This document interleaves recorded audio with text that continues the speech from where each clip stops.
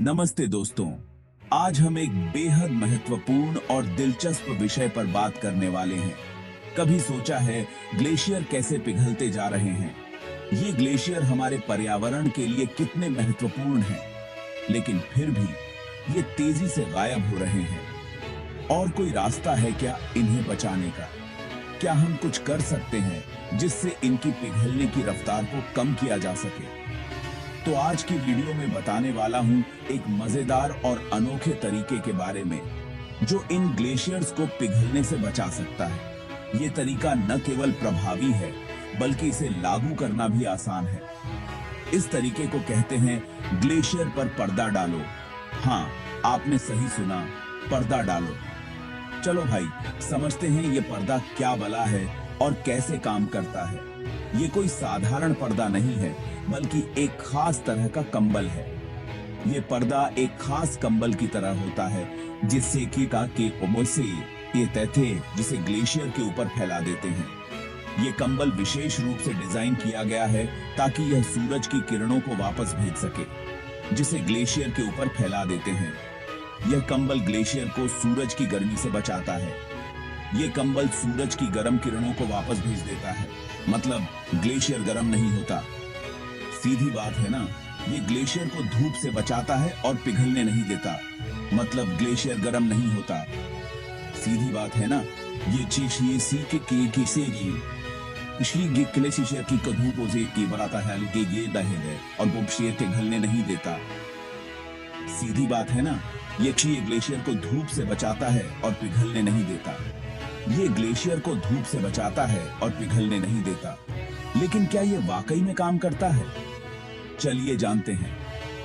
लेकिन क्या ये वाकई में काम करता है? क्या ये तरीका सच में प्रभावी है?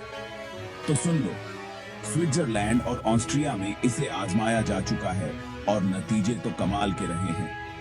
इन देशों में इस तकनीक का उपयोग करके ग्लेशियरों की पिघलने की रफ्तार को काफी हद तक कम किया गया है और नतीजे तो कमाल के रहे हैं।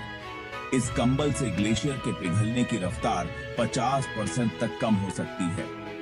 और इतना ही नहीं, इसे लगाना भी सुपर इजी है।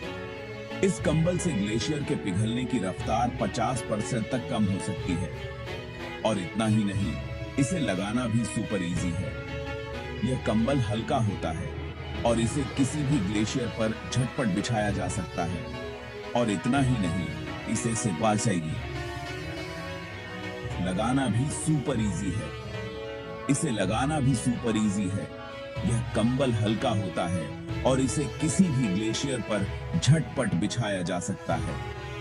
ये कंबल हल्का होता है, किसी भी ग्लेशियर पर झटपट बिछाया जा सकता है।